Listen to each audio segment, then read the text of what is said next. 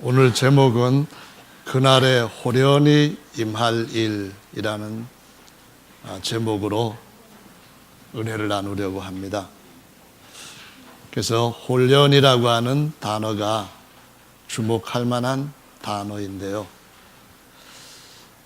아까 찬송인도 하시면서 언급도 하셨는데 불과 지난주까지만 해도 엄청난 폭염이 한반도를 용광로처럼 뜨겁게 달아오르게 했습니다.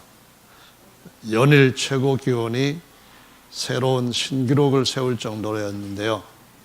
농작물이 말라 죽고 가축이 맥없이 쓰러지고 하천 저수지의 물고기들이 폐사하고 수온들이 바다에서 동해서에 남해 가릴 것 없이 상승하고 양식으로 떼죽음을 당하고 하는 그런 일들이 일어나서 정말 사람들이 고생을 많이 했죠. 그래서 하도 대한민국 한반도 전체가 뜨거우니까 아프리카 기온 같다 해서 데프리카라고 하는 말도 새로 나올 정도였었는데요.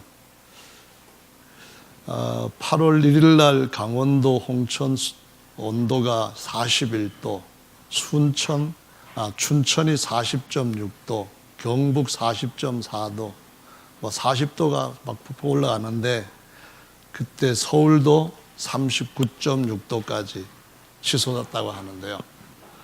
근데 16일 날 밤에 하나님이 에어컨을 켜셨어요.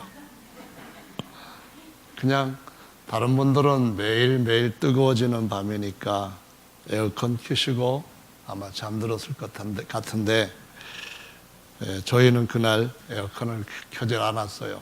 문 열어놓으니까 그래도 시원한 바람이, 핸드폰 온도를 보니까 27도 이렇게 나오더라고요. 본래 저희가 집에 27도 맞춰놓고 밤을 새우는데 바깥에 더 시원한 바람이 들어오니까 굳이 에어컨을 켤 필요가 없었잖아요.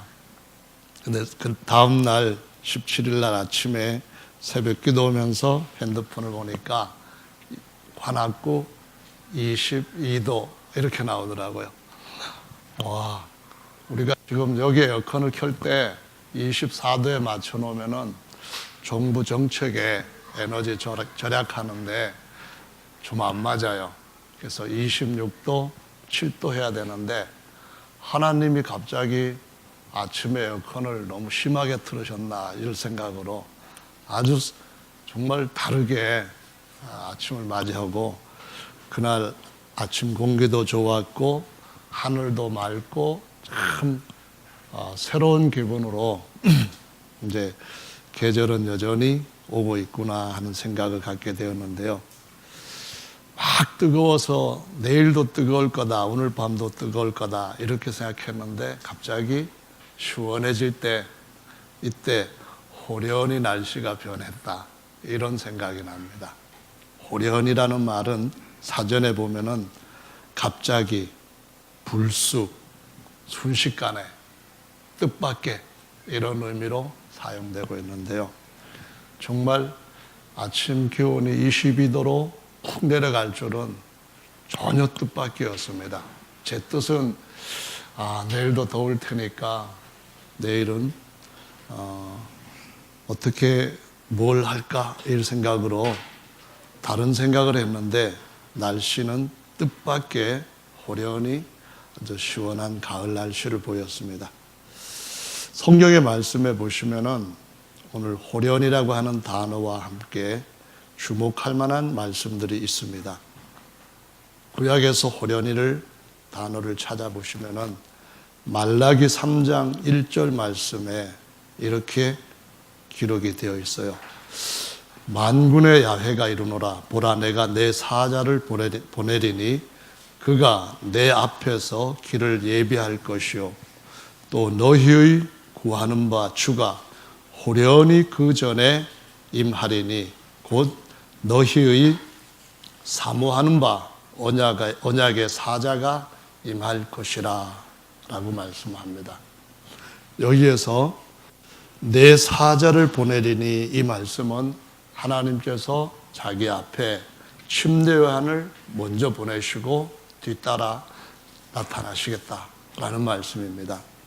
그러시면서 너의 주가 호련히 그 전에 임할 것이다 라고 말씀하셨는데, 바로 이 하나님의 전에 호련히 주님이 임하신다는 말씀은 아마 여러분들이 성경 말씀을 읽으시면서 바로 이 말씀이구나 하는 것을 깨달을 수 있는 어떤 지각, 영적 지각이 있으시다면 벌써 어디 말씀을 가리키는지를 아실 거예요. 예수님께서 공생애를 시작하시면서 요한복음 2장의 말씀에 보시면은 유대인의 유월절이 가까이 왔을 때에 예루살렘으로 올라가셔서 성전 안에서 소와 양과 비둘기 파는 사람들과 돈 바꾸는 사람들을 보시고는 노끈으로 채찍을 만들어서 양이나 소를 다 성전에서 쫓아내시면서 돈 바꾸는 사람들의 돈을 막 쏟아 엎으시면서 상을 엎으시고 사람들한테 내 아버지의 집으로 장사하는 집을 만들지 말라 이렇게 외치시는 모습이 나옵니다. 바로 이 모습이 다른 구절에서는 내 집은 만민이 기도하는 집이라고 하였는데 너희는 장사치의 소굴로 만들었다 하시면서 자기의 집을 청소하려고 성전에 주님이 임하셨다라고 말씀을 하십니다. 이때 주님이 호련히 임하셨다고 하는 말라기의 말씀을 이루셨는데요. 여러분 사진 찍으실 때에 준비를 시키시면서 하나, 둘, 셋 하면서 누르든가 아니면 셋 다음에 눌러야 되는데 하나 하면서 누르면은 이거는 준비시킨 것이 아니고 호련히 사진을 찍은 거예요. 그러면은 사람들한테 하고 좀 비난을 받죠. 예수님께서 성전에 오시겠다고 어떤 경고를 하시면서 이제 3일 남았다, 이틀 남았다, 이제 2시간 남았다 그러시지 않고, 만약 그렇게 하셨더라고 한다면은 성전에서 그와 같은 일들을 하는 사람들이 없었을 겁니다. 청소를 해놓고 본래 성전에 해야 할 일들을 하면서 욕먹을 짓을 안 했을 겁니다. 그런데 누가 성전에 주께서 호련히 그날 그 시에 임할 줄 알았겠습니까? 그래서 막 엎으시면서 주님이 또 한 번 다른 말씀을 하셨습니다. 그 말씀은 뭔가 하면은 너희가 이 성전을 헐라 내가 3일 만에 일으키리라 라고 말씀하셨는데, 그 말씀은 성전된 자기 육체를 가리켜 말씀하신 것이다 라고 말씀합니다. 내가 이 성전을 3일 만에 일으키겠다 이 말씀을 하신 것은 예수님 안에, 사람이신 예수님 안에 하나님 아버지께서 영원히 거하실 살아있는 성전, 영광스러운 성전, 모든 것들을 다 발 아래 둘 수 있는 시간과 공간과 모든 피조물의 제한을 다 이길 수 있는 완전한 성전을 세우시겠다고 하는 말씀입니다. 영원히 무너지지 아니할 성전, 어디에나 초월적으로 임할 수 있는 그러한 하나님의 집을 세우시겠다 하는 그런 말씀입니다. 이것이 바로 호련이라고 하는 구약에서 나타난 단어 가운데 우리가 오늘 말씀과 함께 주목해야 할 말씀입니다. 또 하나는 호련이라고 하는 단어가 마태복음 17장에 나타납니다. 5절에 보시면은 말할 때에 호련히 빛난 구름이 저희를 덮으며 구름 속에서 소리가 나서 가로되 이는 내 사랑하는 아들이요 내 기뻐하는 자니 너희는 저의 말을 들으라 하는지라. 여기에 호련히 빛난 구름이 변화산상에서 예수님이 변화하시고 그 모습을 세 명의 제자들이 보고 거기에서 예수님 앞에 우리가 여기에다가 초막을 3개 짓겠습니다. 주님을 위하여서 하나 짓고 모세를 위하여 짓고 엘리야를 위하여서 짓겠습니다. 그랬을 때에 주님이 하시는 말씀이 호련히 빛난 구름이 저희를 덮으면서 구름 속에서 말씀하시기를 이는 내 사랑하는 아들이니 너희는 종의 말을 듣지 말고 내 사랑하는 아들의 말을 들으라 라고 말씀을 하셨다는 겁니다. 제자들은 깜짝 놀란 거예요. 지금까지는 모세의 말씀을 들어왔습니다. 지금까지는 엘리야와 다른 선지자의 말씀들을 들어왔습니다. 그런데 갑자기 빛난 하늘 구름이 나타나서 아들의 말을 들으라 라고 하시는 거예요. 아들이 이 땅에 오셔서 어떤 말씀을 전하셨는가 하면은, 구약의 모든 성도들은 죽으면은 의인도 음부라고 하는 곳으로 이렇게 붙들려 가서 갇혀 있어야 했습니다. 그래서 구약의 모든 성도들은 아브라함이나 이삭이나 야곱이나 다 음부로 내려갈 것이다 라고 고백을 하는 것을 볼 수 있어요. 그런데 갑자기 하나님의 아들이 나타나셔서 천국이 가까이 왔다, 하나님 나라가 가까이 왔다, 너희는 천국에 대한 소식을 들어라 하면서 외치시는 거예요.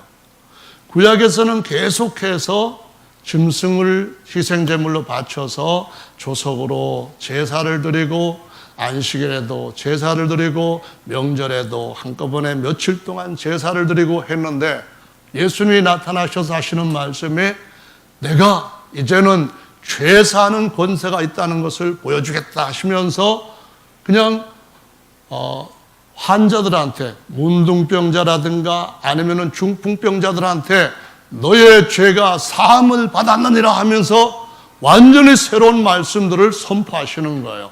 성전을 새로 짓겠다, 새 포도주는 새 부대에 넣어야 되겠다, 뭐 이런 말씀들을 쫙 할 때에 정신이 없었습니다.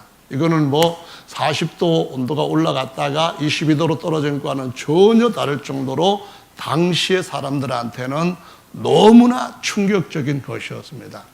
호련히 임하신 그분이 나타내시는 모든 말씀들은 그 시대 사람들이 준비되지 않았을 때에는 충격이 말로 표현할 수 없을 정도로 큰 것이었습니다.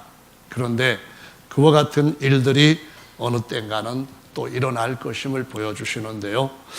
이 마태복음 17장 5절 말씀에서 초막을 새 짓겠다고 했던 베드로, 그리고 같이 있었던 두 명의 제자들, 그들의 생각에서는 계속해서 들려온 것이 마지막 명절은 초막 짓는 명절이다, 초막 짓는 명절에는 밖에 나가서 8일 동안 초막에서 거해야 된다, 그 초막에서 거하는 것은 집을 떠나야 된다는 걸 의미하고 언젠가는 다시 또 집으로 돌아가야 된다는 걸 의미하는 거다, 이런 정도로만 알았는데 주님께서 호련히 그의 전에 임하셔서 새로운 집을 지으시겠다고 하셨을 때 이 말씀이 바로 이사야 40장 말씀에 보시면은 하나님께서 침례요한을 그 앞에 보내시면서 침례요한한테 외치게 했던 말씀에서 아주 중요한 하나님의 뜻이 나타납니다. 우리가 하나님의 뜻을 모르면은 우리의 뜻대로 가게 돼 있어요. 우리가 하나님의 뜻을 발견하지 못하면은 방황할 수밖에 없어요. 어느 때인가 우리가 하나님의 뜻을 모르고 살아가다가는 호련히 큰 일을 당할 수가 있기 때문에, 호련히 뜻밖의 일을 당하지 않기 위해서는 우리가 하나님의 뜻이 무엇인지 부지런히 주님이 우리에게 보내주신 말씀을 듣고, 또한 말씀을 전하는 사람들의 말을 듣고 그 말씀들을 기록된 말씀과 계속해서 상고해야 되는 줄로 믿으시기 바랍니다. 그래서 이사야 말씀에서 보시면은 그 야훼께서 침례요한을 보내시면서 이렇게 외치라고 하셨잖아요. 모든 육체는 풀이요, 모든 영광은 풀의 꽃과 같고 풀은 마르고 꽃은 떨어지되 주의 말씀은 세세토록 있도다 하시면서 그 목자께서 오실 것이요, 10절에 보시면은 보라 주 야훼께서 장차 강한 자로 임하실 것이요 친히 그 팔로 다스릴 것이라. 보라 상급이 그에게 있고 보응이 그 앞에 있으며 그는 목자같이 양무리를 먹이시며 어린 양을 그 팔로 모아 품에 안으시며 젖먹이는 암컷들을 온순히 인도하시리로다 하시면서 바로 이 호련히 하늘 구름이 덮였던 그 때가 그 사람들에게 너희 모든 인생은 육체가 풀과 같고 그 영광은 풀의 꽃과 같다는 것을 다시 한번 깨달아야 된다, 이 말씀을 하시면서 주님께서 새로운 하나님의 전으로 하나님께서 영원히 거하실 새로운 초막이 아닌 신령한 장막으로 영원히 주님이 우리를 높이실 것임을 보여주시고 있습니다. 다시 말하면 주님이 호련히 우리에게 나타나시는 날, 우리는 우리의 이 초막과 같은 풀집과 같은 이 육체가 변화되게 될 것인데, 어떻게 변화될 것인가 하면은 솔로몬의 모든 영광도 정말 풀의 꽃 정도밖에는 안 되는구나 라고 여길 만큼 아주 놀라운 영광의 장막을 입혀주시고, 하나님이 영원히 쉬실 만한 완전한 하나님의 집으로 우리를 세워주실 줄로 믿으시기 바랍니다. 이 집은 얼마만큼 대단한 집인가 하면은 시간도 공간도 다 밑에다 두고 하나님이라고 하는 말씀 위에 우리를 세워놓으시는, 모든 것 위에 가장 높은 곳에 세워지는 하나님의 집으로 세워지게 될 줄로 믿으시기 바랍니다. 우리 안에 하나님이 영원히 거하시게 되는 것, 그러니까 주님이 우리 안에 성령으로 오시고 난 뒤에 그분이 다시 오셔서 완전한 그분으로 성전으로 세우시는 때, 그때가 바로 이 장막, 이 초막, 풀과 같은 육체를 바꾸어서 정말 하나님만이 하실 수 있는 영화로운 몸으로, 신령한 몸으로 세워주시는 그러한 때라는 말씀을 하시고 있는데, 그날이 어떻게 온다고요? 호련히 오실 겁니다. 하나 둘 셋 준비 땅 이렇게 되는 것이 아니라 호련히 오는 그날을 저와 여러분들이 준비해야 되는 줄로 믿으시기를 바랍니다. 그 일은 주님이 이미 이전에도 보여주셨는데요, 주님께서 우리를 자기가 영원히 거하실 성전으로 세워진다는 말씀을 하신 것처럼, 또 우리들도 하나님의 아들이 되어서 하나님의 아들이었던 예수님이 성전의 머릿돌이 되게 하시면서 우리들도 성전의 한 부분으로 세워져 가는 그 일을 호련히 하셨다는 것을 보여주시면서 우리한테 호련히 일어날 일이니까 준비를 그 전에 미리미리 완전하게 해야 된다고 가르쳐 주십니다. 요한복음 14장 말씀에 보면은 내가 너희를 고아와 같이 버려두지 않고 너희 안으로 오겠다라는 말씀을 하셨어요. 23절에는 우리가 너희 안에 와서 너희와 함께 거처를 영원히 삼겠다라고 말씀하셨어요.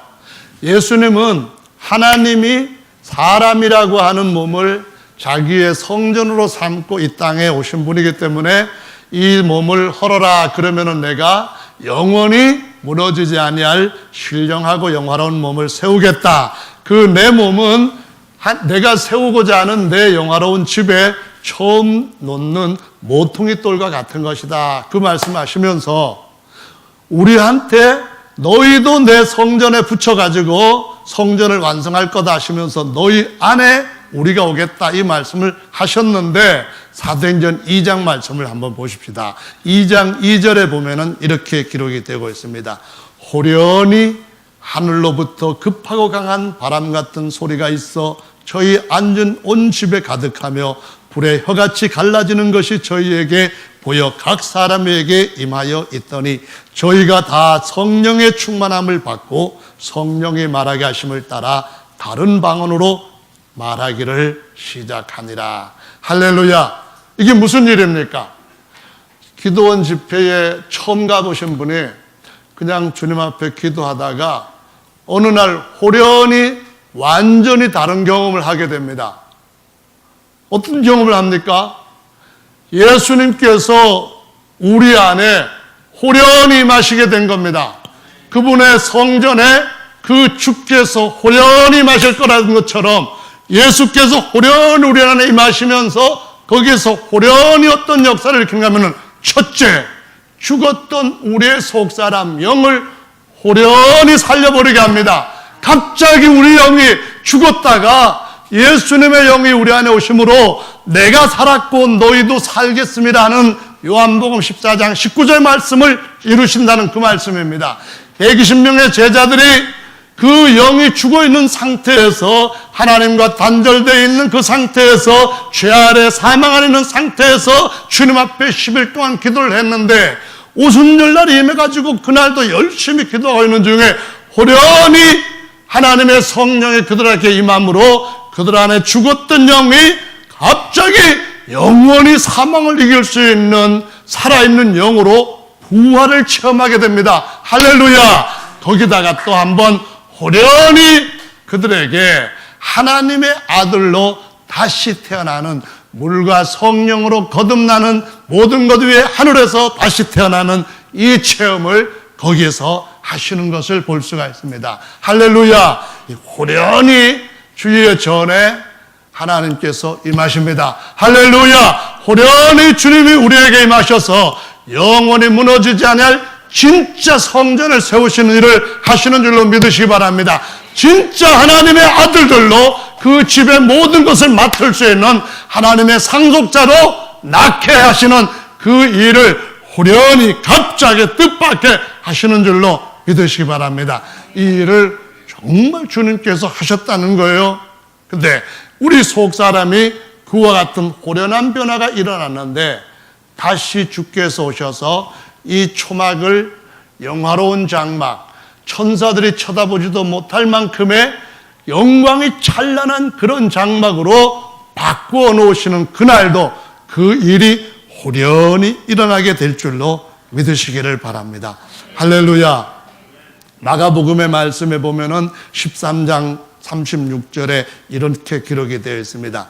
그가 호련히 다시 오셔서 너희의 자는 것을 보지 않도록 하라. 주님이 다시 오실 때도 호련히 오신다는 말씀을 하셔요. 호련히가 뭐예요? 나 며칠 후에 시간이 있으니까 나 그때 날짜를 잡았는데 그때 갈 거야. 알았지? 그래서 그때가 몇 년도인데요? 그러면은 한 2000 몇 년 몇 월 며칠 정도 될 것 같은데 그날이야. 이렇게 하고 오시는 것이 아니라 호련히 오실 수가 있다는 것을 어떤 사람한테, 준비되지 않은 사람한테 호련히 임하여서 자는 사람들이 주님을 맞이하지 못할지 모르니까 준비를 미리미리 잘 해야 된다라고 말씀을 하시는 겁니다. 그래서 찰칵하기 전에 웃어야 될 사람들은 웃고 또 이렇게 해야 될 사람은 이렇게 하고 그 다음에 또 다른 모습을 취할 사람은 취하고 그러는 것이 주님 맞이할 수 있는 준비하는 마음과 같다 하는 것을 아시고 찰칵하고 난 뒤에는 다시 기회가 없다는 사실을 꼭 염두에 두시기를 예수님의 이름으로 축원합니다. 어떤 사람은 자기의 뜻을 따라 신혼여행 갔을 수도 있고 어떤 사람은 유학을 갔을 수도 있고 어떤 사람은 큰 사업 벌려놓고 돈 버느라고 정신없는 그런 때일 수도 있고 또 어떤 사람은 세상에서 가장 대단한 사람 만난다고 해서 들떠서 만나러 가는 그 시간일 수도 있습니다. 뜻밖의 호련히 그가 임하지 못하도록 준비해서 주께서 오실 때가 언제인지를 미리 알고 주님을 맞이할 수 있는 저와 여러분 되셔야만 됩니다. 할렐루야.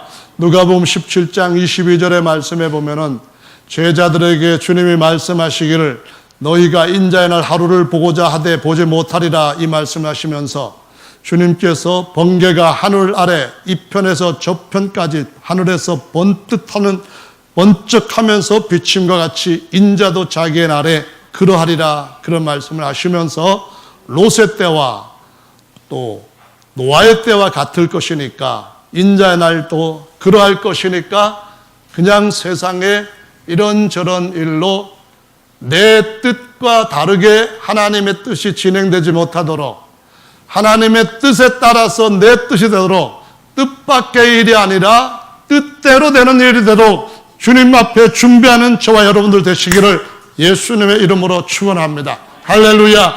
누가복음 21장 말씀을 다시 한번 더 보십시다. 누가복음 21장 34절의 말씀에 보시면은 너희는 스스로 조심하라. 그렇지 않으면은 방탕함과 술 취함과 생활의 염려로 마음이 둔하여지고 뜻밖의 그날이 덫과 같이 너에게 임하리라. 여기에 뜻밖이라고 하는 단어가 오늘 본문 말씀에서 호련이라고 번역하는 단어와 똑같은 단어입니다. 그러니까 호련히 그가 임하는데 어떻게 임하는가 하면은 덫이 임하는 것과 같다는 겁니다. 덫은 어떤 것인지 여러분 아십니까? 짐승을 잡으려고 할 때, 새나 아니면은 산짐승을 잡으려고 할 때에 이렇게 준비시켜 놨다가 물면은 하나, 둘, 셋 하고 이렇게 접치는 것은 하나도 없습니다. 물자마자 덮쳐버리는 겁니다. 자기 뜻은 요거 먹고 다른 데 가서 좀 더 큰 거 먹으면 좋겠다. 그렇게 물었는데 그 뜻대로 되질 않고 덫의 뜻대로 갑자기 호련히 덮쳐가지고 결국에는 멸망에서부터 벗어날 수 없는 지경에 이를 수가 있으니까 그날에 졸지 말고 깨어서 주님 맞이할 수 있는 준비를 해야 된다라고 가르쳐 주시고 있습니다.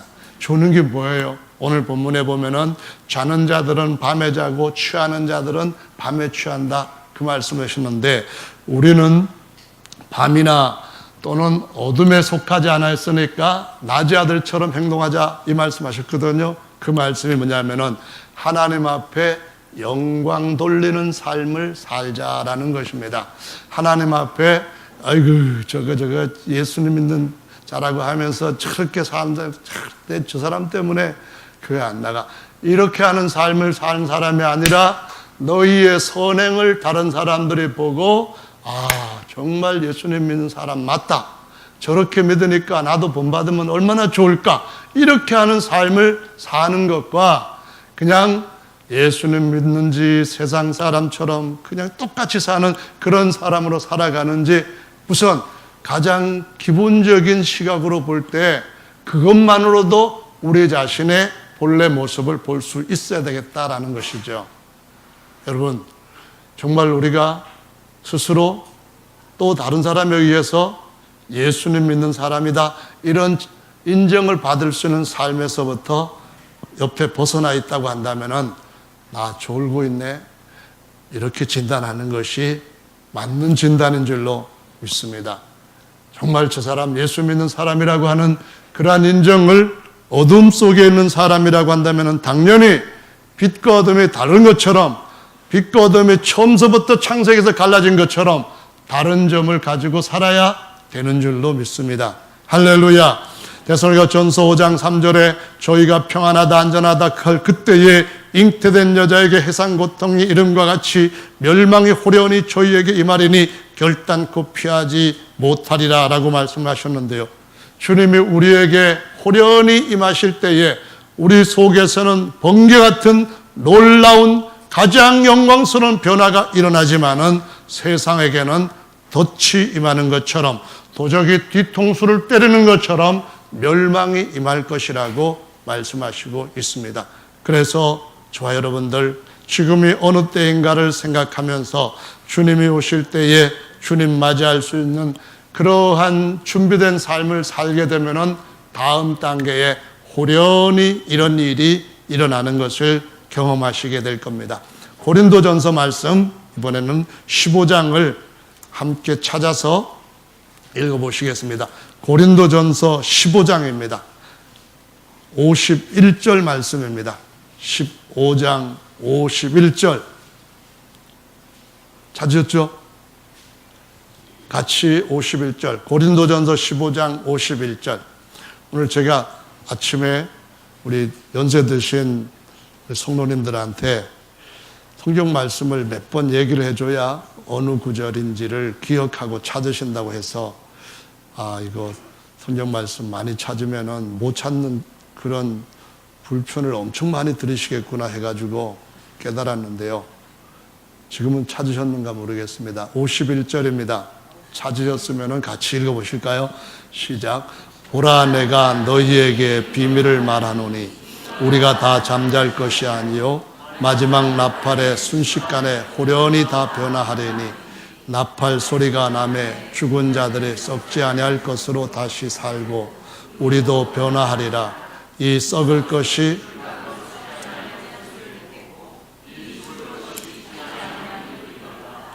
썩을 것이 썩지 아니함을 입고 이 죽을 것이 죽지 아니함을 입을 때는 사망이 이김에 삼신받으리라고 기록된 말씀이 응하리라.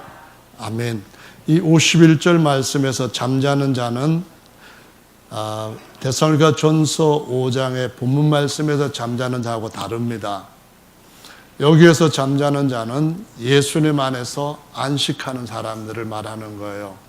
말씀대로 살다가 주님이 부르셔서 하늘로 불러가신 사람들, 그들이 잠자는 자라고 표현하는 이유는 아직까지 그들의 육체가 부활하지 않았기 때문에, 그들의 육체는 흙으로 돌아가 있고 그들의 영은 하나님이 하늘로 데리고 가셔서 데리고 오신다는 데살로니가 말씀처럼 데리고 오실 그때에 그 영이 죽어서 흙으로 돌아갔던 그 썩어진 육체를 다시 입는 것이 아니고 호련한 변화를 통하여서 새로운 몸을 입게 된다고 가르쳐 주시는 거예요. 그것을 가리켜서 잠자다가 영원한 아침에 깨어나는 것이고 다시는 밤이 없는 햇빛보다 더 밝은 내세를 살게 될 것이다 라고 가르쳐 주신 거예요. 그래서 여기에서 어떤 일이 일어나는가 하면은 우리의 몸이 주님께서 우리에게 이루시고자 하시는 그 몸 그대로 이루어지는데, 주님이 요한복음에서 성전에서 호련히 임하셔서 하셨던 말씀, 너희가 이 성전을 헐라 내가 3일 만에 일으키리라 라고 말씀하셨는데요. 주님 다시 오실 때에 흙으로 무너져 있던 그 모든 우리의 믿는 사람들의, 만약 우리가 그때 죽어서 주님이 오신다면은 흙으로 돌아가서 이 육체의 장막이 다 무너져 있는데, 마치 옛날에 이스라엘 백성들의 땅에 성전이 세워졌다가 적군들이 쳐들어와서 다 무너져 버리고 성전터에는 온갖 잡초들이 무성하고 또 온갖 사나운 야생 동물들이 둥지를 틀고 아니면은 소굴을 만들고 거기서 거하던 그런 그 황무지처럼 돼 버렸는데, 우리의 이 몸을 주님께서 다시 일으키시되 내가 3일 만에 일으키리라 한 그 몸처럼 우리를 다시 일으키신다는 말씀을 하시고 있는 거예요. 그 말씀이 어떻게 이루어지는가 하는 것은 15장 앞에 있는 말씀을 우리가 바로 연결해서 읽으면은 깨달을 수가 있습니다. 한번 15장 말씀을 이번에는 48절 말씀을 읽어보겠습니다. 48절입니다. 48절부터 50절 말씀까지를 읽어보시겠습니다. 시작. 무릇 흙에 속한 자는 저 흙에 속한 자들과 같고 무릇 하늘에 속한 자는 저 하늘에 속한 자들과 같으니 우리가 흙에 속한 자의 형상을 입은 것 같이 또한 하늘에 속한 자의 형상을 입으리라. 아멘. 보십시오. 48절의 말씀 보면은 흙에 속한 자는 누구예요? 흙으로 지음을 받았던 아담과 그 후손들을 가리키는 거예요. 곧 우리의 사람의 아들이라고 하는 이 신분을 가리키는 거예요. 우리 어머니, 우리 아버지가 우리한테 썩을 육체의 DNA를 물려주셨어요. 그걸 물려줬다가 아버지도 흙으로 돌아가고 아들도 흙으로 돌아가고 우리 자녀들도 흙으로 돌아갈 것인데, 그런데 우리의 조상이었던 아담의 형상을 우리가 다 입은 것이 변함없는 사실이에요. 제 아들이 요즘 수염을 길러갖고 제 아내가 언제 깎을래 자꾸 그러고 있는데, 저도 앞으로 한 80세만 되면은 수염을 좀 길러보고 싶어요. 왜냐하면은 수염을 기르면은 좀 인자하게 보일 것 같은 생각이 저한테 있다 보니까 그런데, 미리 내 모습이 어떻게 보일까 보면은 제 아들이 저를 닮았기 때문에 저 모습이 아닐까 그런 생각이 들면서, 근데 저 모습은 별로다 이런 생각이 들어요. 좀 멋있는 수염 그런 것을 생각하고 싶은데, 이 말씀을 드리는 이유는 우리가 흙에 속한 자의 형상을 입은 것이 사실이라는 것과 흙의 형상을 입은 것이 사실이듯이 하늘에 속한 자의 형상도 입게 되는 것이 사실이 될 것이고 현실이 될 것이라고 말씀을 하시는 겁니다. 여러분, 그것이 뭐냐면은 호련히 우리 가운데 일어날 일이기 때문에 그날 준비하는 그 시간 여유가 따로 없다는 것을 아시고 매일 미리미리 준비하는 저와 여러분들이 되셔야 되는 거예요. 우리 생각에는 이것 바쁘고 저것 바쁘고 해서 이거 해놓고 기도하고 이거 해놓고 말씀 읽고 이거 해놓고 예배드리고 뭐 그렇게 생각할지 모르지만 그런 생각이 계속 이어지다가 보면은 오늘이 내일 되고 내일이 모레 되고 모레가 주님 오실 날이 그대로 되는 거예요. 그러니까 주님 오실 때 어느 때든지 준비된 삶을 살면서 오늘이 준비된 삶이고 그날이 준비된 삶으로 살기 위해서 호련히 일이 일어난다는 사실을 꼭 기억하시는 저와 여러분들 되시기를 바랍니다. 하나, 둘, 웃으세요? 없습니다. 주님 오실 때에 나 간다 하나, 둘 없습니다. 그러니까 지금 준비하는 저와 여러분들이 되셔야만 됩니다. 매일 준비를 게을리하지 않는 저와 여러분들 되시기를 예수님의 이름으로 축원합니다. 하늘의 형상을 입은 것 같이 땅의 형상을 입은 것 같이 하늘의 형상도 입을 것이다 라고 하셨는데요. 이 형상이 어떤 형상인가 하면은 여러 번 말씀을 드렸습니다마는 정말 대단한 형상이에요. 그것은 최고의 천사들이 쳐다보지도 못할 만큼의 영광이 넘치는 찬란한 형상이에요. 16일 날 날씨도 맑고 또 공기도 좋고 해서 하늘을 쳐다보니까 참 푸르고 태양도 다른 때보다 더 밝게 빛나는 것 같았어요. 여러분, 태양의 빛이 여러분 눈으로 볼 때에 그냥 아무 때나 하루 종일 볼 수 있을 만큼 그렇게 약한 빛은 아니라는 것을 지금까지 다 경험해 오셨잖아요. 그런데 주님께서 우리의 몸을 바꾸게 하실 때 그 몸에 나타나는 빛은 태양과 비교가 안 된다고 말씀을 하셔요. 어느 정도인가 하면은 거룩하고 영광스러운 천사들이 감히 쳐다보지도 못할 만큼의 영광스러운 몸을 입게 될 것이라고 말씀을 하셔요. 자, 누가복음 9장 말씀을 또 한번 찾아보시겠어요? 누가복음 9장. 이번에는 16절 말씀입니다. 26절 말씀. 26절 찾으셨으면 같이 읽어보겠습니다. 시작.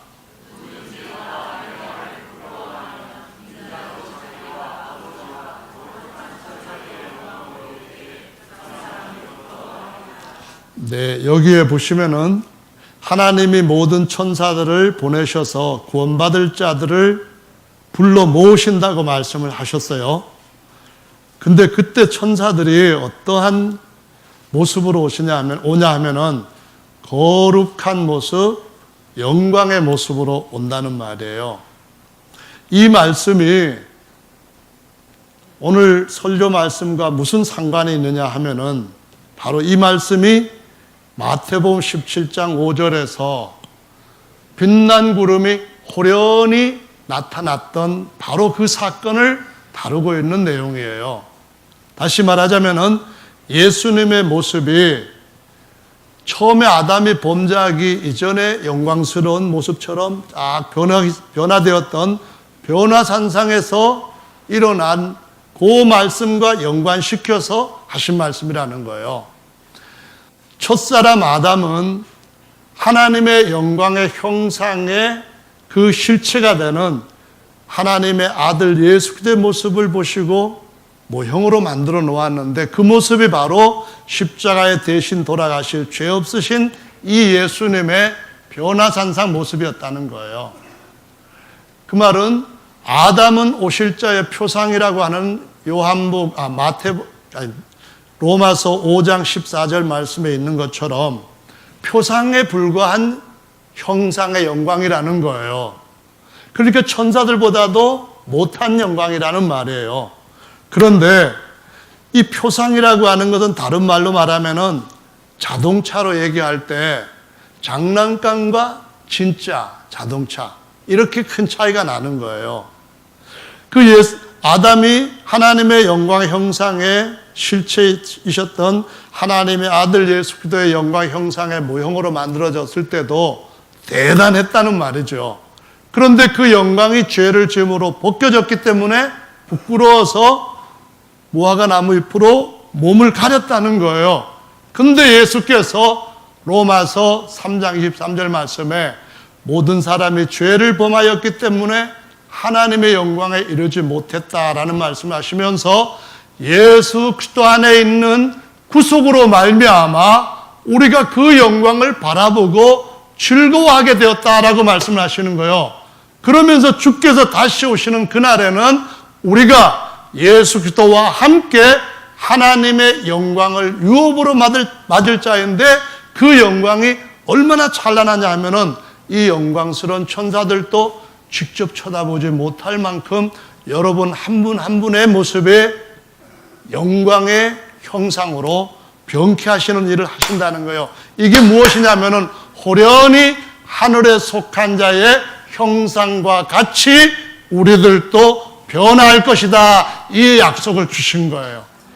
아멘. 그러니까 이것은 너무나 놀랍고 너무나 감사한 하나님 아버지께서 아들들한테 주시는 영광의 유업이라는 것을 여러분 기억을 하시고 다른 것에다가 마음을 뺏기는 일을 절대로 허락하지 마시기를 예수님의 이름으로 간절히 부탁을 드립니다.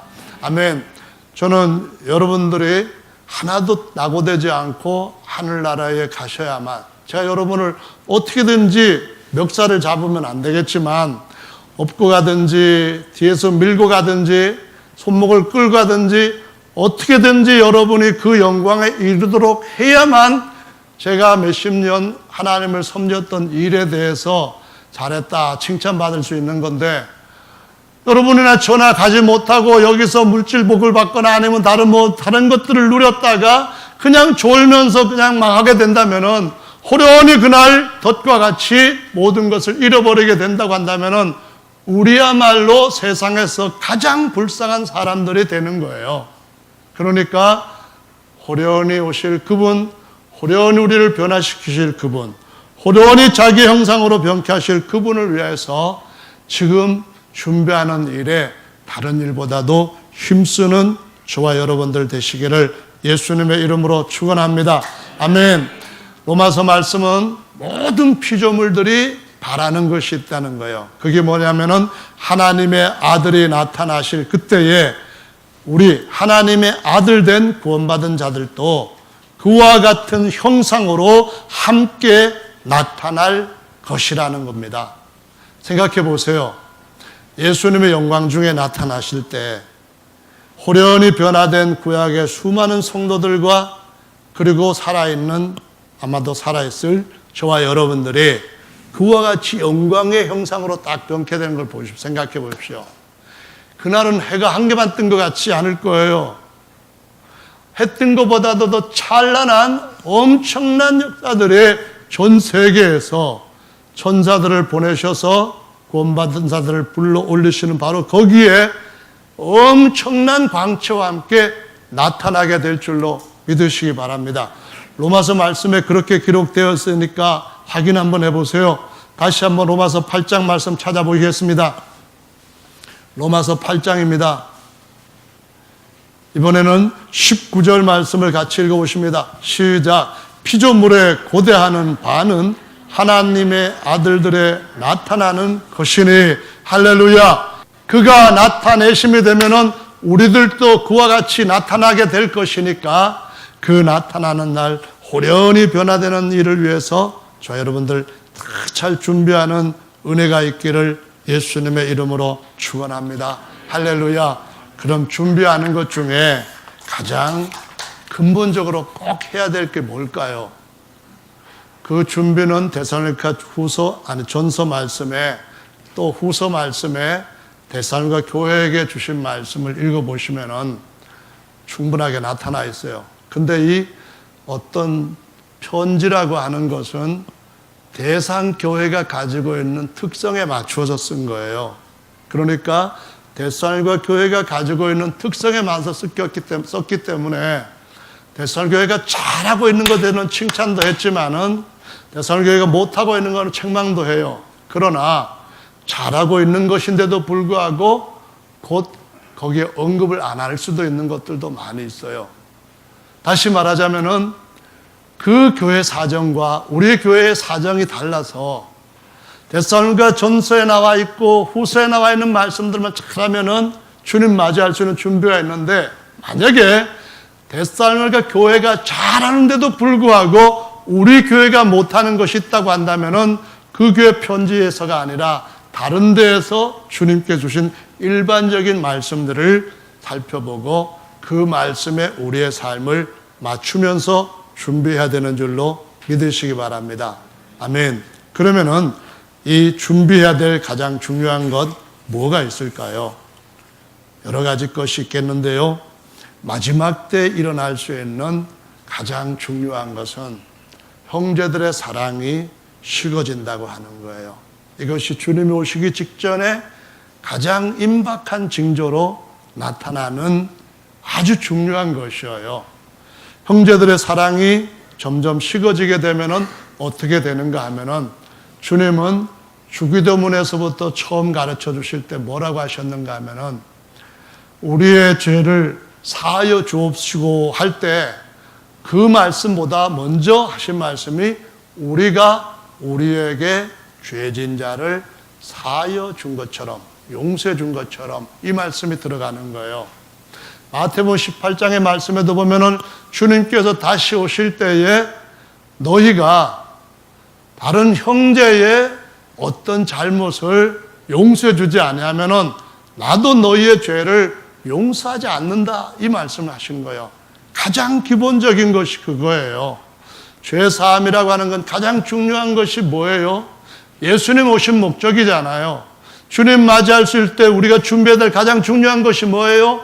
남을 용서하는 거예요. 아멘입니까? 내가 주님 앞에 용서받은 것처럼 남을 용서하는 거예요.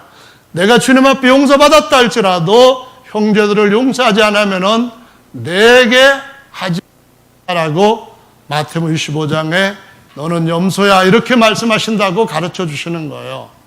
아멘. 그래서 우리가 우리한테 뭔가 실수한 것에 대해서 우리 더 가까이 품을 수 있는 예수님의 마음을 가지셔야만 됩니다. 아멘. 더 사랑하고 용납하고 위하여서 축복할 수 있는 마음을 다 갖게 되시기를 바랍니다. 마지막으로 한 가지 더 하는 것은, 주님이 우리에게 주시는 영생은 머리에서부터 발끝까지 이르는 기름 부으심에서 온다고 시편 133편에 말씀하셔요.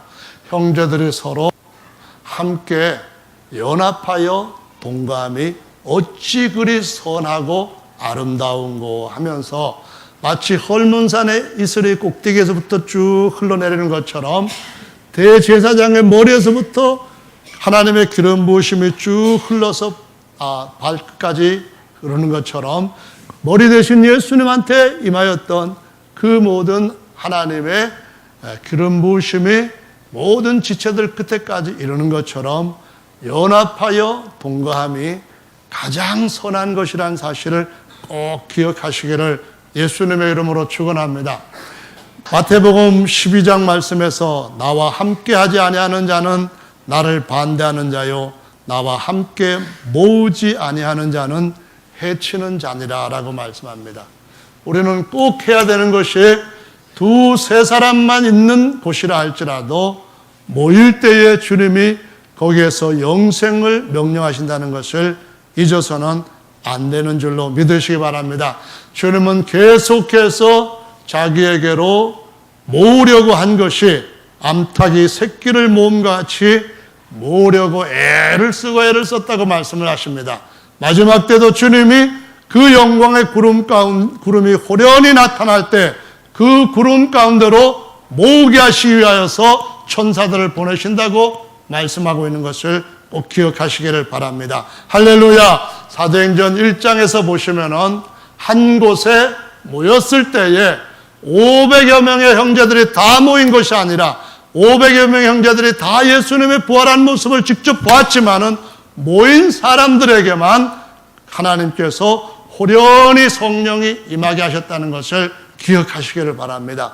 그래서 초대교회는 사도행전 2장 46절에 보면은 날마다 마음을 같이하여 성전에 모이기를 힘쓰고, 그냥 모이면은 헐뜯고 나쁜 얘기만 하려고 모이는 것이 아니라 떡을 떼며 기쁨과 순전한 마음으로 교제하고 기도하려고 모였다라고 말씀을 하시고 있습니다.